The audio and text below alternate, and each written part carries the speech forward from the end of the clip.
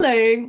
So today I wanted to go through a really important task for founders within startups and scale-ups, and that is cash flow forecasting. My name's Alysha Randall, and I'm a fractional CFO and founder of Fast Growth Consulting, where we help founders at that early stage, startup, scale up to about a Series B, whether it's preparing for a fundraise or professionalizing the reporting and the finance function. We know startups and scale ups well, and we understand finances and what they should look like within a startup and scale up. So, as I mentioned today, I really wanted to focus on cash flow forecasting. So, at its core, cash flow forecasting is really about predicting the cash that's going to come into your business and obviously go out of the business over a specific period. So it gives you that visibility over your financing, and ultimately it helps you avoid those cash shortfalls, and it will help you make informed decisions about investments, about hiring, and about scaling.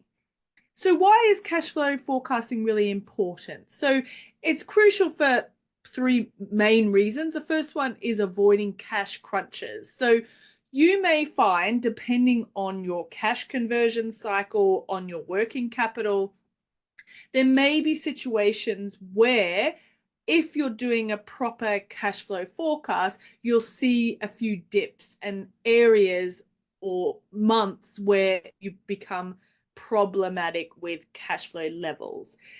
If you're not relying on fundraising, or rather there's a fundraise pegged for the future, and this is just a short-term cash flow issue, you can put in plans today that will help you with those potential cash flow shortages. The second one is planning for growth. So you can confidently then plan for future expenses like hiring and like product development. So at that startup scale up phase, you have very limited resources, which is generally time and money.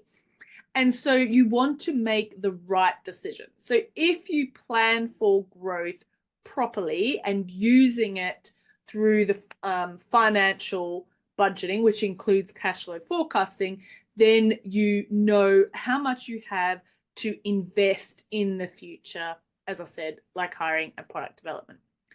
And then the third reason is building investor confidence. So investors want to see that you have a firm handle on your cash flow because it's a sign of a well-run business. So if you are able to do that, then they will have more confidence in you and you'll have a slightly easier fundraising process. Tools for cash flow forecasting. So there are a few popular ones that can make cash flow forecasting easier. I am going to say, unfortunately, that Excel and Google Sheets at this early stage is probably the easiest for custom forecasting when you're just starting out.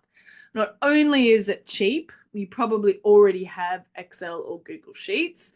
I'm seeing Google Sheets more and more.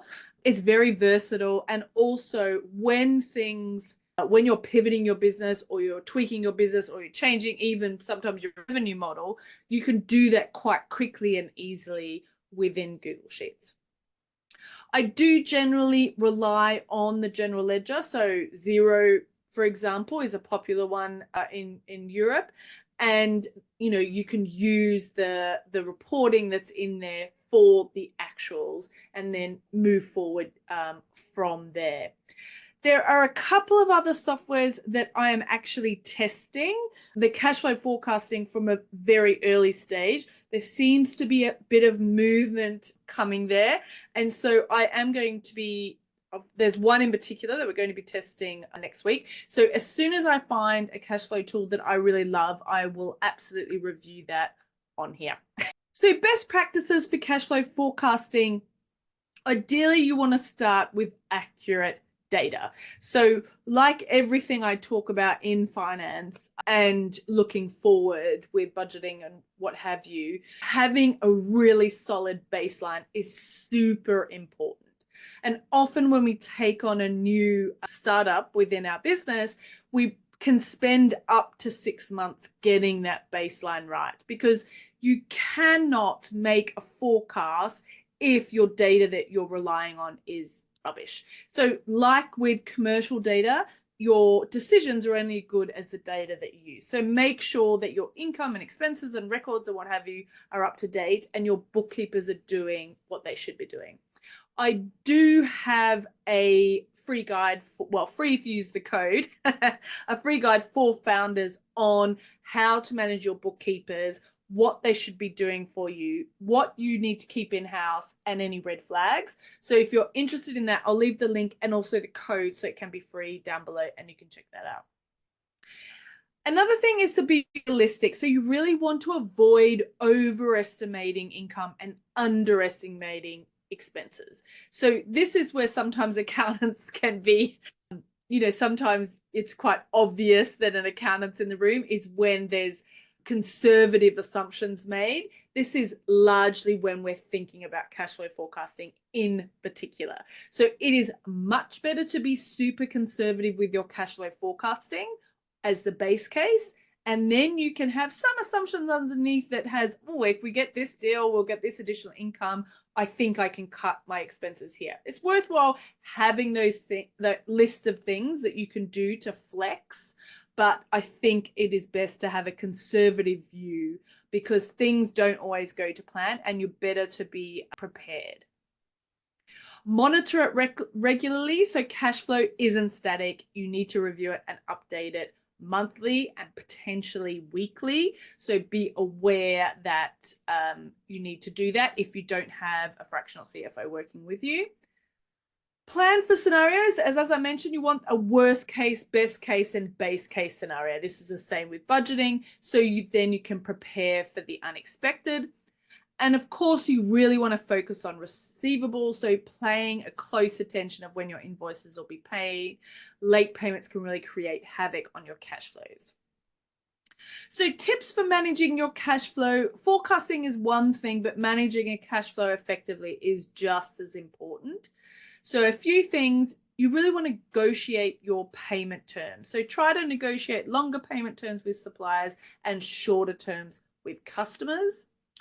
Always build in a buffer. So aim to keep at least 3 to 6 months of operating expenses in cash reserves.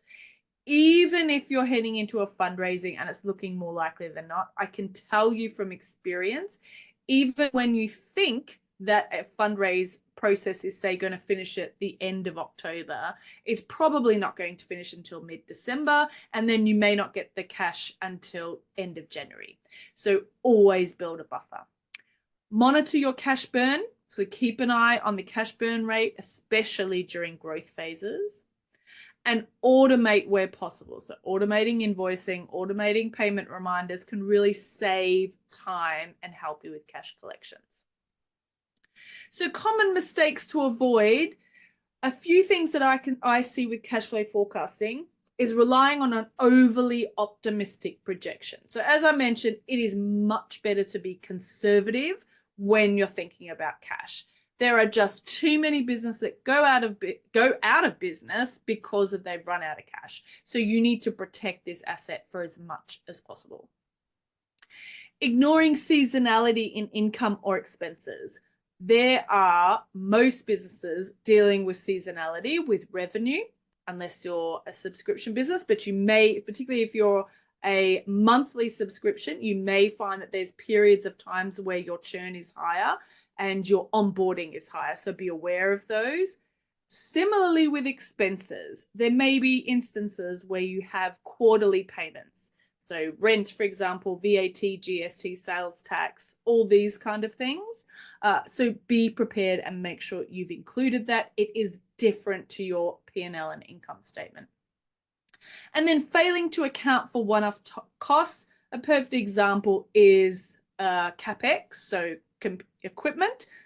There's a big cost there. And also things like professional fees, particularly legal fees. They can be very expensive.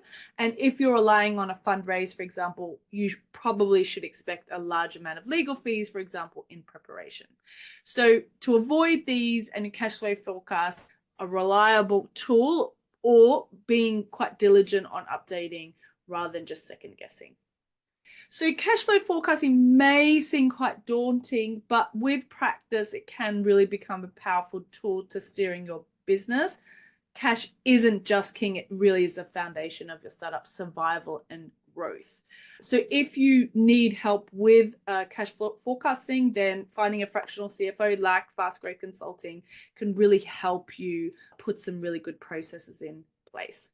If you're a founder of a startup and scale up, then please like and subscribe and share with other founders. And let me know in the comments what's been your biggest challenge with cash flow forecasting. I'd love to hear what challenges you've had. And if I can, I'd love to help in the comments. Thanks so much for watching, and I'll see you in the next video. Cheers.